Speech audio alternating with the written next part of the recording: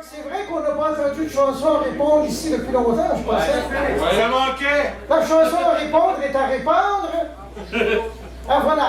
Il était une fois un petit morpion. Sur le dos d'un, tu me donnes le liste qui fait dodo à la zizine qui t'a donné sur le dos d'un petit gorlot. Sur le dos d'un petit gorlot. Un petit gorlot qui fait galing. Avec une bisoune qui zigne. Un petit gorlot qui zigne. Et un grand galeux. Un galeux de Gwingoulou de Moisigros. Un galeux sans galant avec Don Michel Gorlot qui grouille. Qui grouille, il gratte. Qui grouille, il gratte. Dans un caleçon qui touffe. Dans un caleçon qui sert de bouche. Dans un caleçon qui cache la touffe. Dans un caleçon qui étouffe le son. Le son qui siffle quand le fion souffle dans le caleçon, quel est donc ton aide? Dans le calcif, il s'étouffa. Dans le calcif, il s'étouffa. Le petit morpion a bien vécu. Comme l'évêque de Dieu, ta gosse, au cul.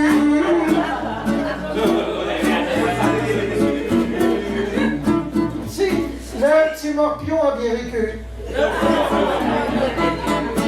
Poil au cul.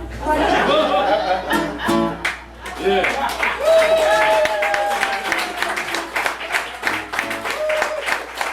me demandais s'il me resterait l'énergie pour le faire. Mais il paraît que ces chansons-là, c'est universel.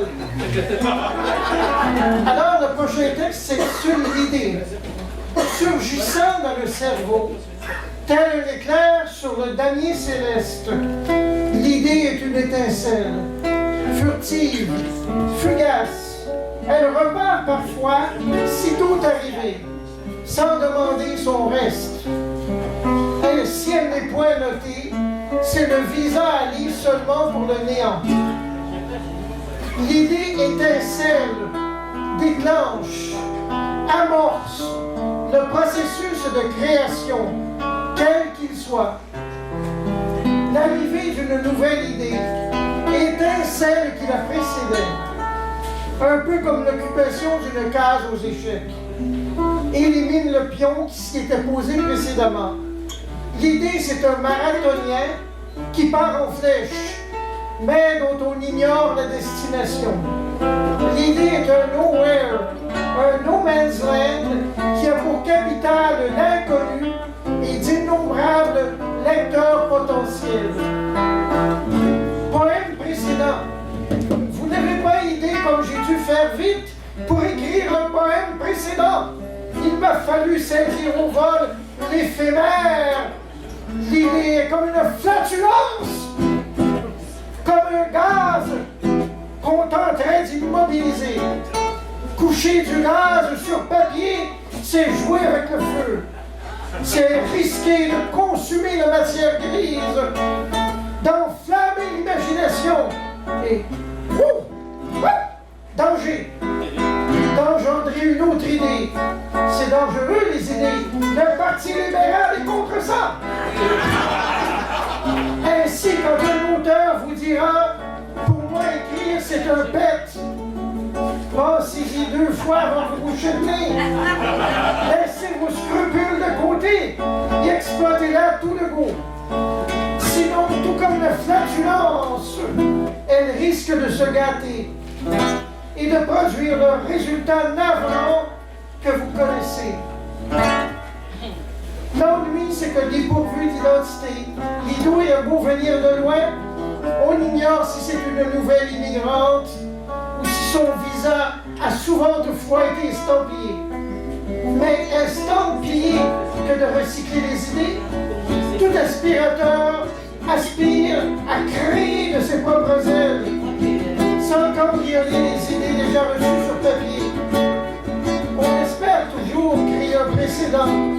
mais vous n'avez pas idée comme il est illusoire de réaliser cette idée aléatoire.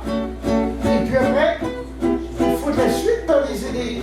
Si votre pluie est à sec, il faudra abreuver vos idées déjà vues à une source d'inspiration vive pour leur donner du souffle et éviter qu'elles deviennent des idées ratées. Les muses sont protéiformes, intemporelles, insaisissables et imprévisibles. Un dernier petit texte pour terminer. Il ne va pas de chanter trop tard, il y a déjà eu de la chanson quand même. Ça, c'est tout un service, ça. Alors, je me promène avec des trucs avec 50, 60 pages, puis à un moment donné, on se demande où est le mot juste de texte qu'on doit lire.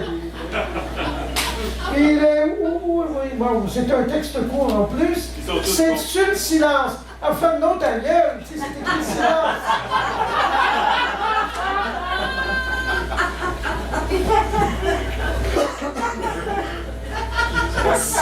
Voici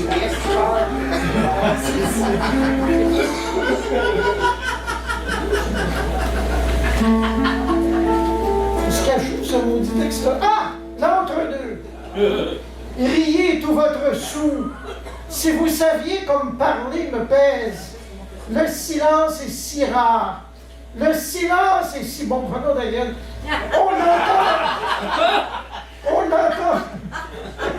On entend si peu. Et il a tant à dire.